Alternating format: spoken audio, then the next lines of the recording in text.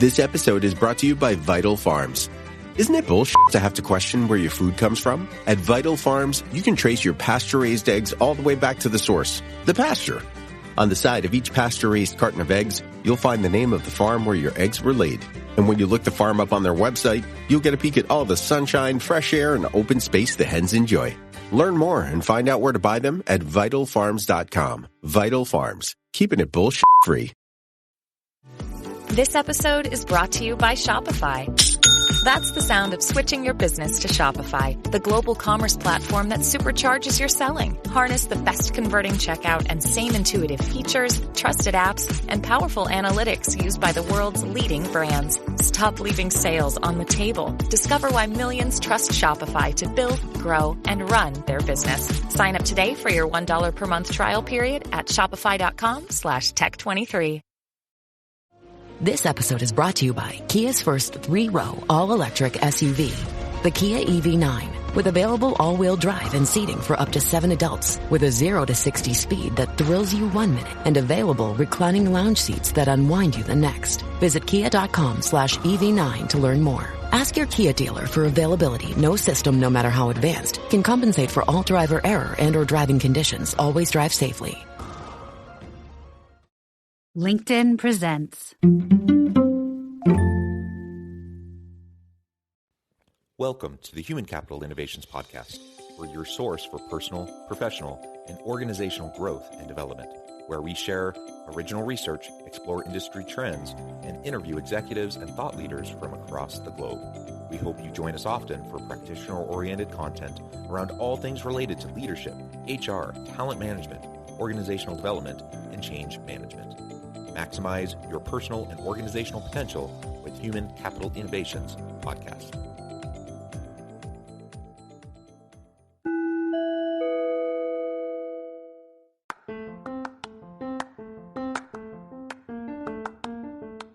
If you enjoy the Human Capital Innovations Podcast, enjoy ad-free listening by going to the Patreon page, and please consider contributing even at the producer or sponsorship level. And please leave a review. Thank you for your support.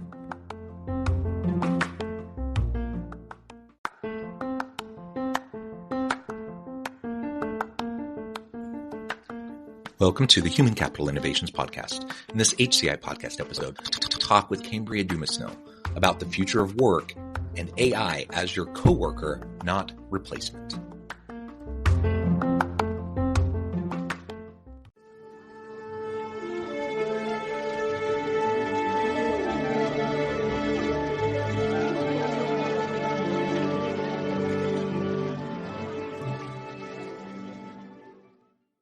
Kambria Dumesnil, welcome to the Human Capital Innovations Podcast. Thank you. I'm excited to be here. It is a pleasure to be with you. You're joining us from Washington. I'm south of Salt Lake City in Utah. And today we're going to be talking about AI and the current work situation and the future of work. Specifically, I want to look at the future of work and utilizing AI as your coworker, not a replacement. I know there's a lot of buzz around this and a lot of concern, a lot of people wringing their hands around displacement of workers, displacement of jobs, people getting really nervous about that. And certainly, we'll get into it, but certainly, there's opportunity for some displacement, but I think there's so much opportunity for an expansion, a dramatic expansion of productivity and efficiency and the types of things that we can do, which really, really excites me. So this is what we'll be exploring together today. As we get started, I wanted to share Kambria's bio with everybody. Kambria Dumesnil helps learning and development consultants and teams develop generative AI strategies that transform their workflows and enhance learning experiences. Throughout her career, she has spearheaded numerous technology-centered projects that have improved workflows, increased knowledge sharing, and enhanced communication quality. She is a firm believer in the power of collective creativity to add real value for our businesses and learners, whether they are internal or external. And I love everything about that. And I also just want to say, I've been following you on LinkedIn for a while now, probably ever since ChatGPT was released. You have a very strong presence on LinkedIn. You're always posting really great, thought-provoking things. And I've really, really enjoyed those interactions, which caused me to reach out to you to invite you on as a guest. So I'm super excited to have a chance to talk with you and have you share your insights with my audience today. Before we dive on into the conversation, anything else you would like to share by way of your background, your personal context, and then we'll get going. I think the only thing I'd like to share is that I am newer to AI, so I don't have a background in machine learning, computer science, anything like that. So AI, that's what's really exciting to me, is that it's for everyone now. It didn't used to be the case. I started working when ChatGPT was first released to the public, and it's really just about being able to experiment, being able to see what others are doing and learning from that, and then applying it to your own work. Yeah, very good, very good. And I have to reflect back. I don't remember the day, but it was within a day or two of it being released, that I caught the buzz. And I think it was like we go to bed, my kids are in bed, my wife is asleep. I'm laying there in bed scrolling through TikTok, video after video of ChatGPT doomsday videos about how it's going to like destroy the world. And I just remember probably an hour of just like scrolling through and watching all these videos and thinking, I mean, honestly, I get how people can be nervous, but this also sounds super cool. And it was the very next morning I went in and I signed up and I started exploring. I started playing around with it. And my goodness, it is, I mean, there's certainly limitations for sure, but it is super cool. And there's so much you can do. One of the things that you share often on LinkedIn are different ideas around prompts and ways that it can specifically be utilized within the learning and development space. But like you said, there's different use cases. There's all sorts of different ways that we can utilize it regardless of function, whether you're in HR, generally more specifically L&D, or even outside the HR realm and you're in a totally different part of the organization. There are ways that you can utilize these tools, whether it's ChatGPT or some of the others that have been released since. They're fantastic tools if we can learn how to use them, learn what they're capable of, and realize, how to use them ethically and responsibly. Yeah, I think that's a really good point about ethically and responsibly at an organizational level. We have to have some of those policies in place, of course, but also being able to make it available to employees so they have the opportunity to experiment on that individual and team level too. Yeah. And one of the first things, I started hearing, and it's still a concern, I suppose, around just the data security issues with OpenAI and ChatGPT. And I know some of the others that have come out since have a different approach to the openness and the data security. So if organizations are concerned about OpenAI in particular, there are alternatives, there are other options. But the question is, do you allow, first of all, will you allow people to utilize it, or do you just completely shut it down? And do you even encourage your people to utilize and explore and test it out and see what is possible and give them a chance to share with each other what they're learning and different use cases and different types of prompts and things that might be able to help benefit them?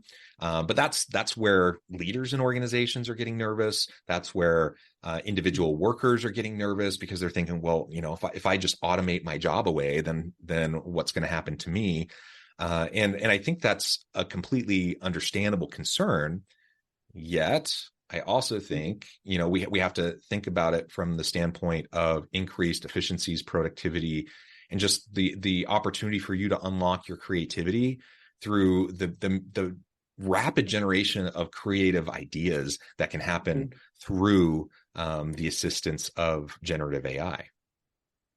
Yeah, and one of my first use cases, I first tried it out just creating family recipes and a meal plan for the week.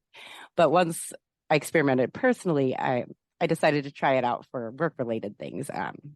Beyond AI before this, I started doing a lot of content writing as a freelancer in the HR space. So I just asked it to write a blog post for me, and I was very impressed by what it came up with, and then a little worried too, because what's that going to do to my clientele if it can create something in a matter of seconds that normally took me a week going through outlines, doing the research. So it can be scary to have that ability to do that, and the thought that it could replace you or you're going to become redundant and obsolete. But once I was able to experiment with it more and find value within my own workflow of how I could apply it, not to replace what I'm doing or to just completely automate it, but to enhance it and augment my work. I think that's where the real value lies in being able to experiment with that within your own workflow is how you're going to find that too. Yeah. And so as I was introducing this episode, I framed up around the future of work utilizing AI as your coworker, not a replacement. Now, certainly, as I mentioned, there will be some displacement. Anything that can be automated, whether that's, physical automation via advanced robotics, or it's digital automation and technological automation via AI or other advanced computing systems, that's going to continue to happen. It has been happening. It's been happening at every different stage of the Industrial Revolution. It happened with the huge disruption of the personal computer, with the internet. This is just the next stage, and it will happen. But if we look back, if we look at the arc of history and we look at how technological disruptions have influenced the nature of work, while there has been disruptions at each stage, there has also been a huge unlocking of other opportunities, new industries, new job types, new professions, and just the reality that you don't have to spend all of your time doing these manual things or these rote, repetitive things over and over and over again, because you have other systems, other technologies that can assist with that. So I really like your framing around AI as a coworker as opposed to AI as a replacement, also recognizing with the caveat that there will be some level of replacement, but there will also be an increased opportunity of just a huge range of new things we haven't probably even conceived of yet.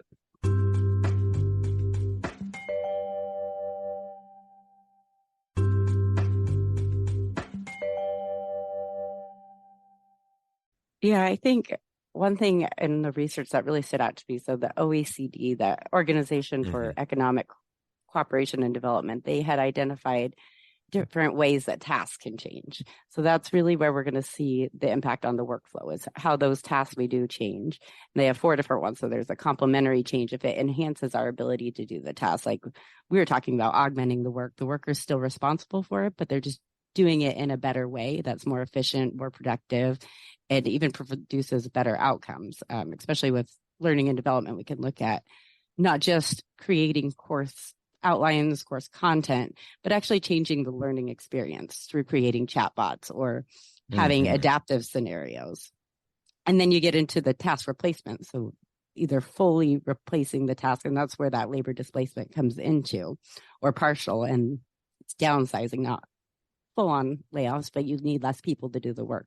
But also task creation. So there's going to be a lot of new roles, I think, that we're going to see. And the more comfortable we become with AI, that's where we're going to find those opportunities within our organizations or future career paths that we want to get into. Yeah, I think that's right. And I'm a university professor. And so, a lot of the videos I was watching after ChatGPT was released is like, oh, this is going to completely destroy the entire educational system. It's all obsolete now. And oh my goodness, I mean, talk about Chicken Little, screaming that the sky is falling and the world is ending. It's silly in a lot of ways, but I've continued, I think people have tempered those kind of concerns over the last 6+ months, but there's still plenty of people in the educational space that are thinking, what do we do? How do I do this? How do I, students are just going to use ChatGPT for everything. How can I have a meaningful experience? And I remember my very first thought as I was watching that first night, it was just a day or two after ChatGPT had been released, and I was watching these videos. My very first thought is, if I assign something that students can easily complete using ChatGPT, it's probably a crappy assignment anyways. And so as a professor, I need to be thinking about how to up my game, how to have meaningful learning activities and experiences that require students to apply their understanding of the subject matter and apply it in useful ways. It can be assisted by things like ChatGPT and generative AI, but it can't replace what I would expect a student to do if I craft good assignments, if I craft requirements for my students. And in fact, in the last 6+ months, I've actually incorporated ChatGPT as a tool within my course and encourage my students to utilize it so that they can, they don't have to spend as much time doing web searches and trying to pull together relevant information. We talk about the ethics of it. We talk about plagiarism. We talk about not copying and pasting, just like I do, in any sort of writing. Plagiarism is not acceptable. But we have those conversations. And we talk about it, how it can be utilized as a tool. And if I don't do that, I think inevitably my students will end up abusing it in a way that's not ethical or healthy. If I do that, though, then they see it as, oh, this is a really good resource, just like years ago when people started using calculators, when they're doing computations, or they started using the personal computer or whatever. I'm sure there are people that wrung their hands about, well, now they're not really doing the work themselves. Of course they are. And of course, over time, you just learn how to use the different technologies to enhance what you're doing. And it's been a lot of fun to see what my students have done and like how the level of their output in a class project can go up dramatically because their productivity and efficiency is so much better in how they're completing the project because they're utilizing some of these tools. So my expectation level has actually gone up. And I feel like their learning opportunities and experiences increased and gone up as well. The other thing that I've done, and you just mentioned it in the L&D space, is the use of chatbots. And I've developed some chatbots using Poe built on a couple of the different generative AI models. And it's super cool. And I embed them within my learning management system for my university courses, which, I'm pretty accessible. If my students have a question, they can reach out. I'll respond pretty quickly. I'll give them answers. But it's super cool when you have chatbots that are trained on your syllabus, on, I use a lot of open educational resource textbooks, so I can train on the textbook. I can train on the content of the course. And now there's like a real-time chatbot tutor that's just right there in the course that they can get, in milliseconds, they can get answers to the most common questions. And guess what that does for me? That frees up my time. So I'm spending less time answering kind of the same silly questions. There is such things as a dumb question from a student sometimes because they don't like read your syllabus, or they don't like watch your introduction videos, or they don't read the announcements and such. And so this takes care of that. Like it responds immediately, and the students get their answers immediately, and they can move on and they don't get stuck. So I just see it as such an amazing opportunity. Now, could that displace me as a professor over time as things continue to improve? I mean, certainly there's a possibility of more and more augmented reality, virtual reality, AI assisted learning that could in some ways threaten the way I do things. But I just view that as like, well, that's an opportunity for me to learn how to adapt in an evolving world where I can finding places where I can add value in a meaningful way. And for me, I've felt like this for a long time, long before ChatGPT came out. I've been a university professor for 14 years. I remember thinking even back, 2010, 2011, I was still fairly fresh, fairly new. And even in the first couple of years, I started to notice like things are kind of shifting. And in the 10 plus years since, I've seen huge dramatic shifts in the higher education space and what it looks like for me to be an effective professor in the classroom.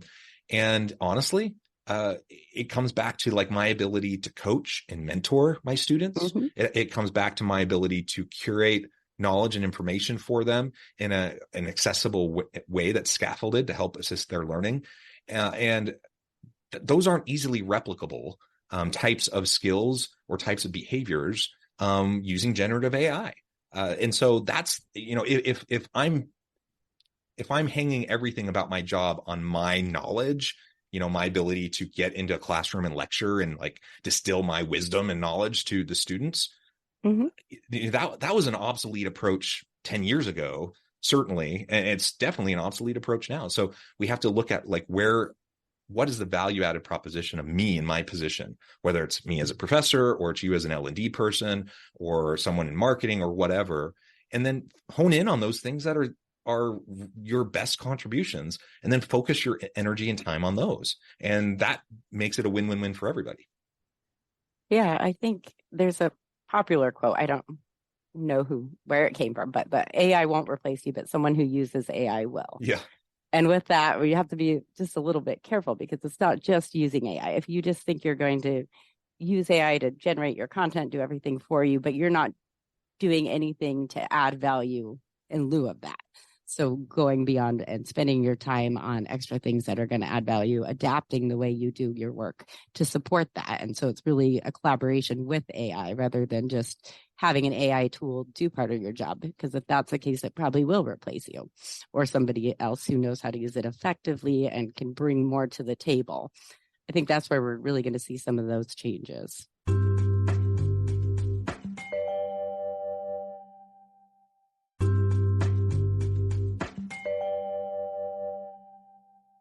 So we want to learn how to utilize the tool. If you don't, you're going to be left in the dust.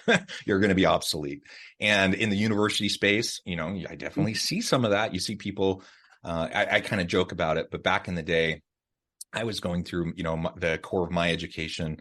I remember a master's program back in the early 2000s, and I had a professor that was still using like overhead projector things. So, most people had moved on. You're either using the board or using PowerPoint or whatever. And he had his little overhead projector, and he had a folder full of all of his transparencies, and he'd stick them on. Right. And I just remember at the time thinking, oh my gosh, that's silly. And this is just evidence that this guy probably hasn't even updated his content in like at least a decade or more. And he's a super brilliant guy. I was actually a really good class in a lot of ways, but also not updated and probably was lacking in some ways. And so, as I think about, again, whether we're talking specifically about the L&D space within a corporate setting, or we're talking about a university, higher education kind of a setting, the reality is this is just another tool that we need to learn how to use effectively, train our students in using effectively. And if we don't use it, we're going to get left behind. We're going to be seen as less and less relevant. And that's one of my ongoing fears within the higher education space is like, that's the kind of the ongoing battle we have anyways, is are we relevant in the modern world of work, in the modern labor market? And when we know public attitude around higher education has been going down, we know that a lot of universities have been seeing declining enrollments, and there's a lot of reasons for all of that. But one of the things is you have to do things that are relevant, that are applicable, that are going to prepare people, give them a breadth of knowledge and understanding and a way to interact with the world, but also prepare them for effective careers where they can be successful. And if we're not doing that, we become irrelevant. We become obsolete. And so that's just kind of a zooming out. That's kind of a more of a meta kind of view of like how this could impact things like higher education. And certainly in the L&D space, same thing. If your training department is not learning how to utilize these tools, guess what? You're going to have to be accountable for that, and you're not going to keep up with other organizations. Yeah, I think that's a good point. I know with any change, there's a lot of resistance. So there's kind of that fear of using new tools, especially in learning and development. I think we're a little late to adopt new technologies sometimes. So I think being able to get over that, I really like how you mentioned using ChatGPT with your students and as part of that architect experience with the chatbots. I know a lot of times it's brought up about hallucinations in AI and all these other limitations, but a lot of those can be overcome if we set up the structure correctly. So just having students go out on their own and using ChatGPT without that guidance, it might not be as effective as if you can create those chatbots like you did, trained on your information. So they're providing that with them with the information that they need, and they're not just left on their own to try to figure out what ChatGPT is telling them, if it's true, if it's inaccurate, what those hallucinations are, and then trying to connect that back to the source information themselves. Yeah. And the hallucination issue is a really important point. Like you said, there's multiple areas, where we need to be eyes wide open about potential concerns. We need to be concerned about like, how is the AI trained in the first place? Is there potential for data security breaches? We need to be concerned about the hallucination effect, some of those sorts of things. But there are ways around these different concerns. What I found with the hallucination effect, if you are working with people and helping them, you're training a good model, first of all, and then you're helping them better understand how to go about effective prompts. There's been lots of talk around prompt engineering as a skill set that people will need. I don't know what you think, but I don't think it's like incredibly complicated to learn how to do effective prompts. But it does take a little bit of exploration and trial and error. And it does take a little bit of, trying to figure it out and then having some discernment, just like you teach students how to have discernment when they're doing web searches and what's a good source. Thankfully now the generative AI models they have options where you can have sourcing for the information that it's pulling in. So you can, cross-check things. And, so if a student might be a little naive and not really sure about the information they're seeing, there are ways for you to actually check on that. And that's something that I ask my students to do. Like, if you're using it, that's great, but show me your prompts, show me the outputs, show me the references that generated the outputs, and then do some fact checking and see what it says. And over time, you can become more comfortable with what you're seeing, but you also are learning about what is relevant information and what might not be as pertinent or might even be false. Yeah, I think that's such a great approach with validating the information that you get. And then as you're doing that and learning more about the different models, you'll know what's best for each task. So if you need accurate resources, eventually you'll learn that using ChatGPT 4 with the plugins that have the web pilot is going to be a lot more effective than doing it in 3.5 and having to spend all that extra time trying to track down the sources yourself.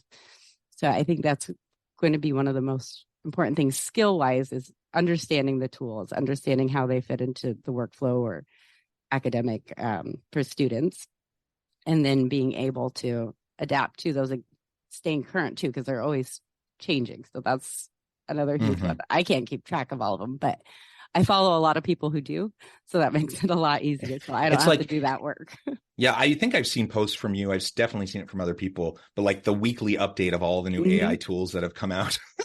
And there's like dozens and dozens, maybe 100 plus that have been released just in the past week. It is overwhelming. It can be, at least, so do your best to kind of stay up on it. But thankfully there are experts like Kambria who you can lean on, who you can follow, who are doing a lot of this work for you. You don't have to do it all from scratch, and you don't have to reinvent the wheel. I know I haven't. I definitely lean on the expertise of those people that I'm connected with and interact with, for example, on LinkedIn. And it's been a hugely helpful thing for me. And I would definitely encourage everyone in the audience to do the same.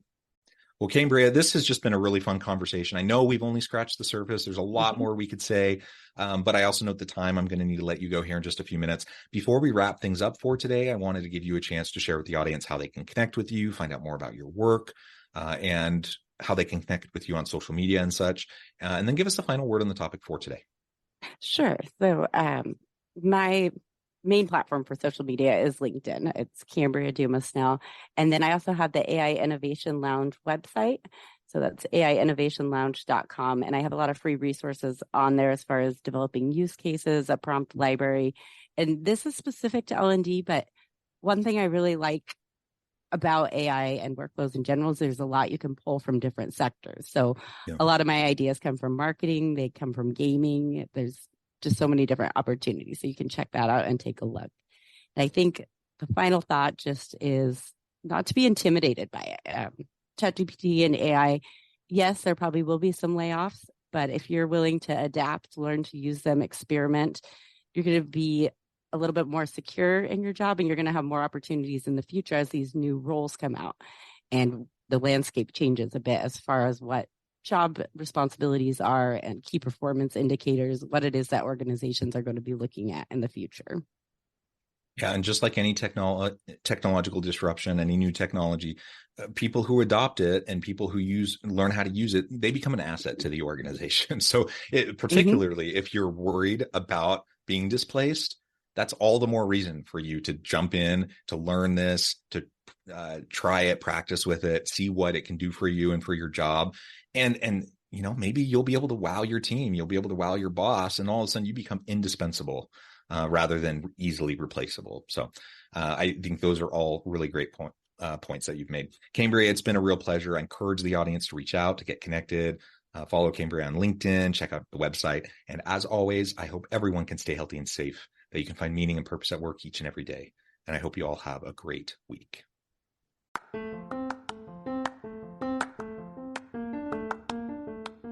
Do you enjoy the Human Capital Innovations podcast?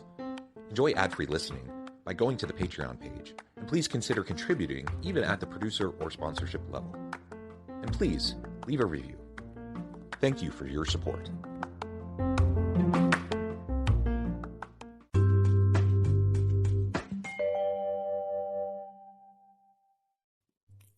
Thanks again for joining us for this episode of the Human Capital Innovations podcast. I hope you stay healthy and safe and that you have a great week.